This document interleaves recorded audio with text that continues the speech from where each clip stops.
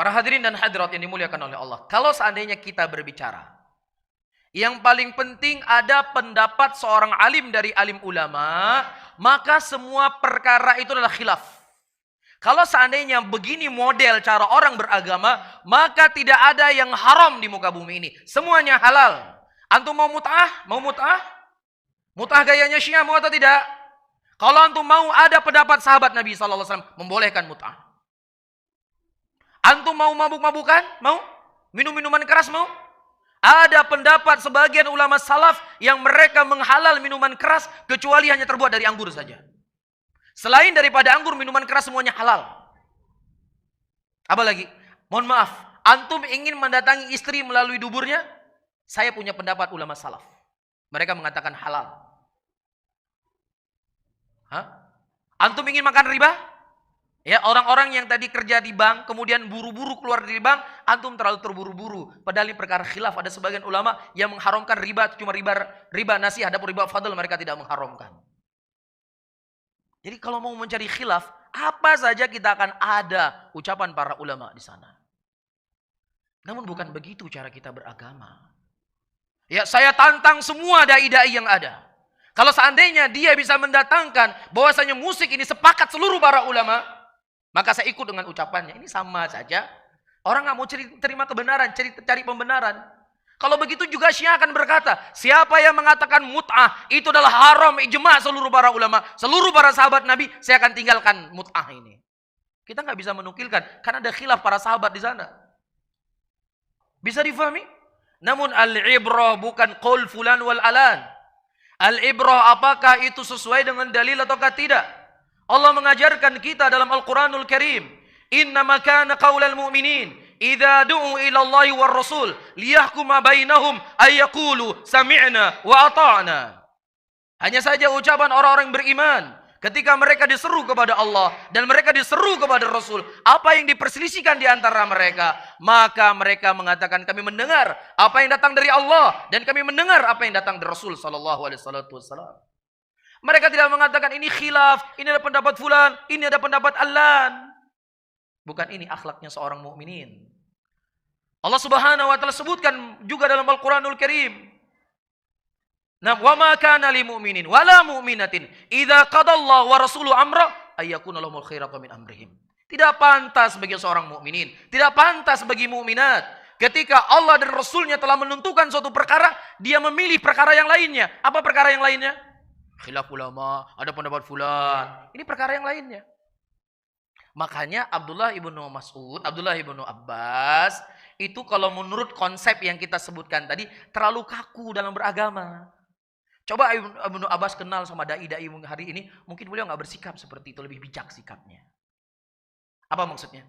Disebutkan dalam Sahih Bukhari, datang orang-orang bertanya kepada Abdullah ibnu Abbas tentang permasalahan haji, masalah fikih ya, masalah haji. Kemudian Ibnu Abbas mendatangkan hadis dari Nabi SAW. Kemudian mereka berkata, wahai Ibnu Abbas, tetapi Abu Bakar berkata demikian, tapi Umar berkata demikian. Oh ya sudah, khilaf berarti ini. Ada pendapat Abu Bakar kok, kan begitu. Ada pendapat Umar kok dalam masalah ini. Ya sudah, udah kamu ngamalin ini, saya ngamalin ini. Apakah begitu? Ya, makanya Ibnu Abbas nggak kenal dai-dai zaman sekarang. Abdullah ibnu Abbas menyebutkan, yushiku an tanzila alaikum hujarati minas sama. Aqulu qaulu Rasulullah sallallahu alaihi wasallam wa taqulu qaulu Abu Bakar wa Umar. Hampir-hampir batu-batu dari langit tersebut jatuh mengimpit kalian. Aku mengucapkan ucapan Nabi, kalian telah berkata Abu Bakar dan Umar. Ucapan Rasulullah ya mau ditentangkan dengan ucapan Abu Bakar dan Umar, begini sikap para Abdullah ibn Abbas. Bagaimana lagi ketika ditentangkan ucapan Rasulullah dengan ucapan selain daripada beliau? Iya. Disebutkan dalam Sahih Muslim, datang orang-orang kepada Aisyah radhiyallahu taala anha dan mengkhabarkan Abdullah ibn Mas'ud berfatwa bahwasanya wanita-wanita yang mereka mandi dari haid hendaknya membuka kepangan rambutnya. Itu pendapatnya ya Abdullah ibn Amr bin As. Fikih kan? Masalah fikih enggak? Masalah fikih. Kemudian didengar oleh Aisyah radhiyallahu taala anha. Bagaimana sikap Aisyah? Sampaikan kepada Abdullah bin Amr bin As. Dulu saya mandi dari haid dan Nabi SAW masih hidup. Beliau tidak memerintahkan saya untuk membuka kepangan rambut saya. Kenapa kamu tidak langsung mengatakan kepada Abdullah bin Amr bin As, dia untuk sekalian berfatwa agar wanita mencukur rambutnya sampai gundul ketika dia mandi haid? Ini sikap ta'zim li hadithi Rasulullah sallallahu alaihi wasallam. Oleh karena itu kata Imam Syafi'i rahimahullah, ya tidak halal bagi seseorang ketika setelah jelas hadis yang datang dari Nabi Muhammad sallallahu alaihi wasallam kemudian dia memilih petunjuk yang lainnya. Ini diantara hawa nafsu yang syaitan masuk dalam bab khilaf. Semua dibuat khilaf. Bisa difahami ya? Sementara hadis masalah musik, hadis yang begitu jelas, yang begitu gamblang, ayyuhal hadirun wal hadirat ini dimuliakan oleh Allah, ya dari sisi sanad dan juga dari sisi matan, ya Ibnu Hazm rahimahullah jelas di sini beliau keliru, dan yang mengatakan beliau keliru bukan saya, karena saya seorang penuntut ilmu, tidak akan mungkin mengkelirukan seorang sekaliber Ibnu Hazm rahimahullah, tetapi ucapan beliau telah dikritik oleh banyak para ulama hadis.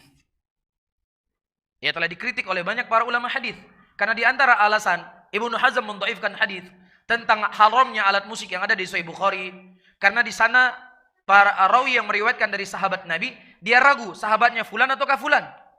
Dalam kaidah ilmu hadis disepakati oleh para ulama hadis bahwasannya majhulnya seorang sahabat, misalnya ada sebuah hadis, hadisnya dari Abu Hurairah, ataukah dari Ibnu Aisyah, ataukah dari Ibnu Umar, ataukah dari Ibnu Abbas, ataukah dari Umar bin Khattab, bingung mana di antara mereka yang meriwayatkan hadis ini. Ini tidak memudaratkan hadis, karena seluruh para sahabat Nabi udul. Apakah fulan, apakah alat, itu sama semuanya, nggak beri pengaruh hadis. Dan Ibnu Hazm mendhaifkan hadis karena alasan ini. Bisa difahami ya? Ini pembahasan ilmu hadis. Al-muhim, saya ingin mengisyaratkan para ulama telah banyak membantah ya ucapan Ibnu Hazm ketika mendhaifkan hadis ini. Nah, kalau seandainya hadis ini dhaif, tentang alat musik itu bukan hanya hadis ini saja. Silakan baca tafsir ayat-ayat Al-Qur'an. Ya, wa antum samidun. Ya orang-orang munafik, orang-orang musyrikin pada waktu itu mereka mengejek Rasulullah sallallahu alaihi wasallam dalam keadaan mereka bernyanyi-nyanyi mengejek Rasulullah. Ini Allah mencela, menyebutkan tentang apa? Tentang perbuatan mereka, perangai mereka. Dalam keadaan mereka bernyanyi-nyanyi. Ya, dan ayat-ayat yang lain sebagainya yang tentunya dibahas oleh para ulama, dan kita juga sudah punya ceramah dalam masalah ini dari sisi hadis. Ya, kita jabarkan dari sisi hadis Rasulullah sallallahu alaihi wasallam dan dari sisi ucapan para ulama dan bantahan para ulama, ya orang-orang yang mereka mengambil pendapat Ibnu Hazm rahimahullah mendhaifkan hadis tersebut. Bisa difahami ya?